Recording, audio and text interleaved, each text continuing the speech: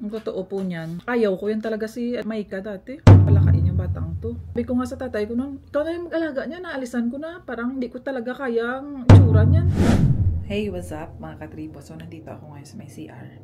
Si Maika nandoon sa may... sa labas sa may kama.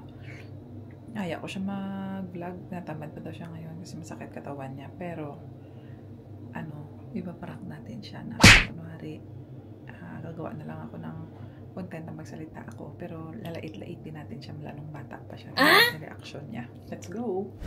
Ito na lang siguro yung content ko kasi bukas pa tayo gagawa ng video. Ako na lang muna siguro no? Story time na lang siguro ay. Hi guys! Story time. So, alam nyo ba, 19 pa lang ako nung binuntis ko si Maika. Binuntis mo ako? Ha? Binuntis mo ako? Ano dapat? Hi guys! Alam nyo ba, 19 pa lang ako nung nabuntis ako kay Maika. Tapos parang masaya lang kasi nalagpasan na niya yung edad ko na yun. Kasi dati sabi ko, pag nalagpasan ni Maika yung edad ko nung nabuntis ko siya, okay na ako. Pero may ano pa ako ba? Ipagtapat sa inyo ba? Ang totoo po niyan, ayaw ko yan talaga si Maika dati. Pinagbubuntis ko siya. Alam ko na talaga na sa may tiyan ko pa lang siya, sabi ko, lagi ako nagutom, parang palakain yung batang to. Bakit? Revelation nga to eh. Bakit ba? Tapos, nung lumabas siya lalo, ayaw ko talaga siya tingnan. Hindi ko talaga siya nilalapitan. Tapos, sabi ko nga sa tatay ko noon, ikaw na yung mag-alaga niya, naalisan ko na. Parang hindi ko talaga kayang itsura niyan. Bakit? Oh, ito ba pinagtapat ko na?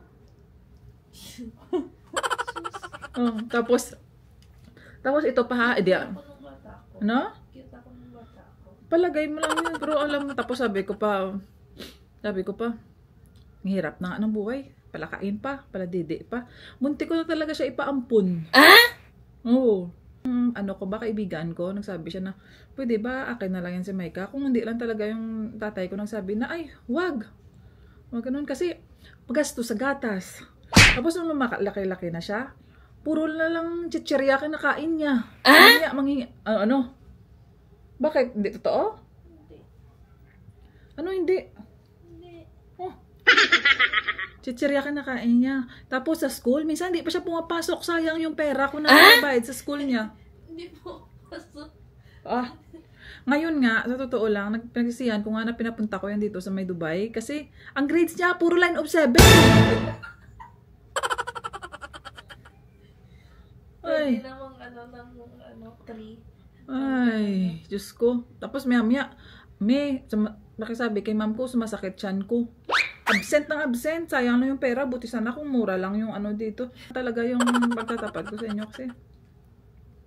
Gusto ko naman siya pauwiin ngayon. Wala na akong magagawa. Gusto ko rin umuwi kaya. Uwi na nga po eh.